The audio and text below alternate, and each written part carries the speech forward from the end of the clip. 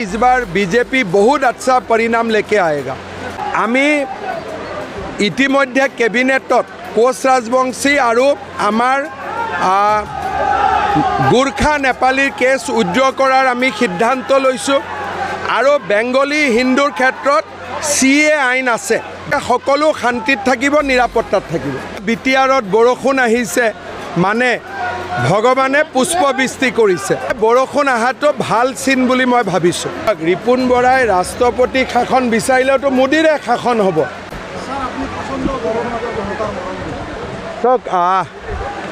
বহুদিন অসম খৰাঙত আছিলে, এইবাৰ ধান হ'বনে নহ'ব চিন্তাত আছিলে।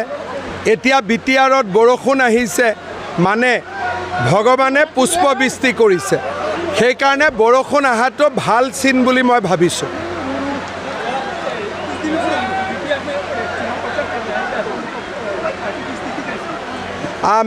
मैं जहाँ में भी गया हूँ लोगों का बहुत ज़्यादा उत्साह है और मेरा लगता है इस बार बीजेपी बहुत अच्छा परिणाम लेके आएगा।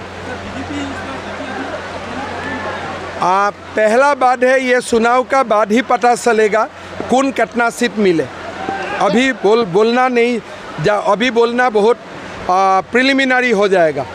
सर जो मिया आंदोलन चले अपनी विरोधिता नकरे সেইকাৰণে কংগ্ৰেছত হৈ ৰিপুণ বৰাই প্ৰেসিডেন্ট ৰুল বিচাৰে কিহৰ কাৰণে এই উজনি আপনি বিৰোধিতা নকৰিলে যে মিয়া মানে আন্দোলন চাওক ৰিপুণ বৰাই ৰাষ্ট্ৰপতি শাসন বিচাৰিলেতো মোদীৰে শাসন হ'ব। গতিকে ৰিপুণ বৰাই এইবিলাকৰ টেনশ্যনত পৰিব নালাগে, তেওঁ য'ত আছে আৰামত থাকক হ'ব। এইটো খুব ভাল লক্ষণ না। আজি ইমান দিনটো ইয়াত খৰাং বতৰ আছিলে, ধান হোৱা নাছিলে, মানুহে খেতি ৰুব পৰা নাছিলে, এতিয়া বৰষুণ আহিছে, পুষ্পবৃষ্টি হৈ আছে।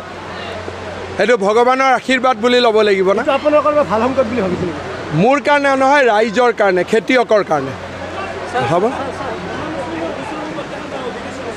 হা আমি ইতিমধ্যে কেবিনেটত কোচ ৰাজবংশী আৰু আমাৰ